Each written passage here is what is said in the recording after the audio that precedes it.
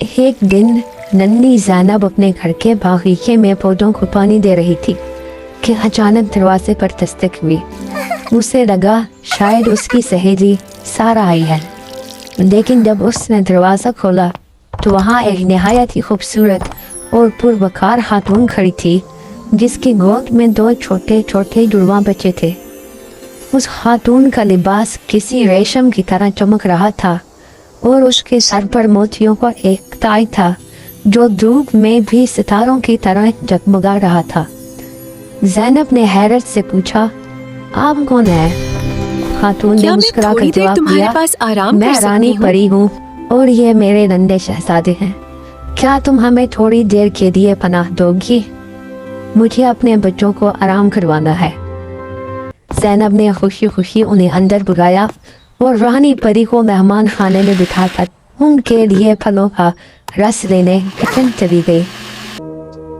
जब वो वापस आई तो वहाँ कोई न था, लेकिन पूरा कमरा गुलाब की भीनी भीनी खुशबू से महका हुआ था।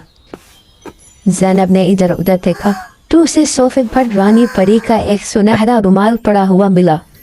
जैसे ही ज़ैनब ने वो रुमाल उठाया, एकदम से तेज रोशनी हुई और वो खुद को एक ऐसी दुनिया में उसने पाया जहाँ ज़मीन सब्ज मखमल की तरह और आसमान चांदी के बादल गुजर रहे थे। शहद की नदियाँ बह रही थीं। ज़ैनब ने देखा कि सामने नीली पहाड़ियाँ हैं जिनसे दूध की नहीं बल्कि शहद की नदियाँ बह रही हैं। उसने एक पत्ता तोड़ा और उसे प्याले की तरह इस्तेमाल करके थोड़ा सा शहद चखा, जो जिंदगी में उसने कभी इतना मीठा नहीं पाया। वो थोड़ा और आगे बढ़ी तो एक खूबसूरत बाजार नजर आया। वहाँ दुकानों पर खिलौने या कपड़े नहीं बल्कि रंग बिरंगी खुशबुएं शीशियों में बंद बिक रही थी।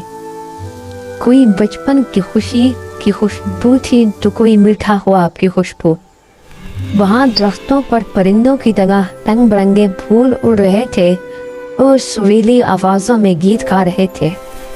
वहाँ ज़ैनब को दोबारा वही रानी परी नजर आई जो अब एक बहुत बड़े तख्त पर बैठी मुस्कुरा रही थी।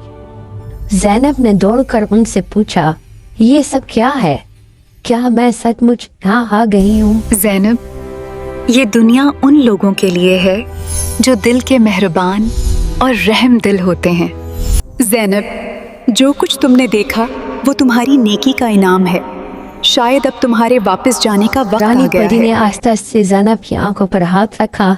एक लम्हे के लिए अंधेरा हुआ और जब ज़ैनब ने आंखें खोली तो अपने बिस्तर पर लेटी हुई थी और बाहर परिंदे चहचहा रहे थे। उसने खिड़की से बाहर देखा तो सुबह का सितारा आसमान पर ऐसे चमक रहा था जैसे उसे देखकर मुस्कुरा रहा हो।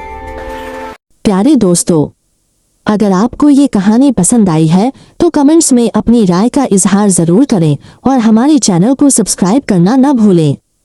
अगर आप अपने किसी खास किरदार या अपने किसी खास नाम के साथ अपनी पसंद की कहानी बनवाना चाहते हैं तो हमें कमेंट्स में जरूर बताइए। हम अगली कहानी आपके बताए हुए नाम और किरदार के साथ लेकर आएंगे। अपना बहुत ख्याल रखिएगा। अल्लाह हाफिज।